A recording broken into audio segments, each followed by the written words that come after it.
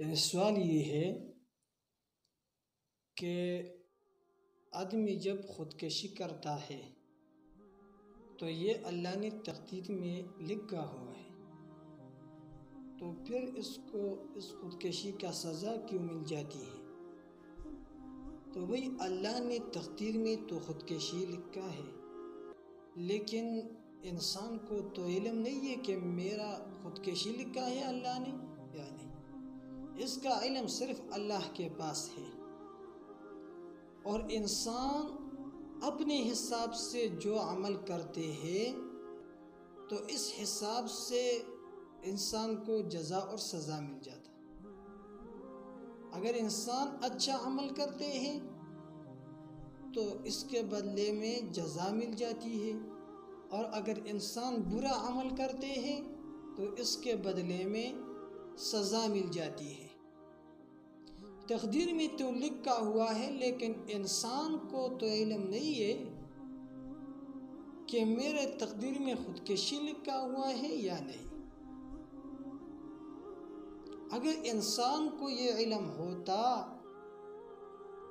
کہ تقدیر میں میرے لیے خودکشی لکھا ہے اور اس نے یہ عمل کر دیتے تو پھر اس کو کوئی سزا نہیں مل جاتی، اس لیے کہ اس کو تو علم ہے کہ یہ خودکشی تقدیر میں لکھا ہوا ہے، یہ تو کوئی انوکھا بات نہیں ہے، تو اللہ تعالیٰ اس کو سزا نہیں دیتے تھے۔ لیکن اس کو تو علم نہیں ہے اور اس کے باوجود یہ خودکشی کرتے ہیں، تو یہ اپنے حساب سے کام کرتے ہیں۔ اس کا مثال یہ ہے کہ ایک چور ہو اور وہ چوری کرتے ہیں، اور لوگ اس سے پوچھے کہ آپ چوری کیوں کرتے، تو وہ آگے سے کہے کہ یہ تو اللہ نے تقدیر میں لکھا ہے۔ بھئی تقدیر میں تو لکھا ہے، لیکن آپ کو تو تقدیر کا علم نہیں ہے۔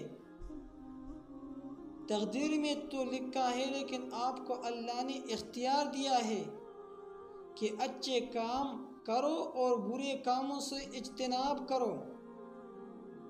آپ کو اللہ نے اختیار دیا ہے، تو کیا لوگ کہیں گے کہ اس چور کو سزا نہیں دی جائے گی اس لیے کہ یہ تقدیر میں لکھا ہوا ہے؟ بھئی سزا دی جائے گی، اس لیے کہ اللہ نے تو انسان کو اختیار بھی دیا ہے کہ آپ اچھے کام کرو اور برے سے کاموں سے اجتناب کرو۔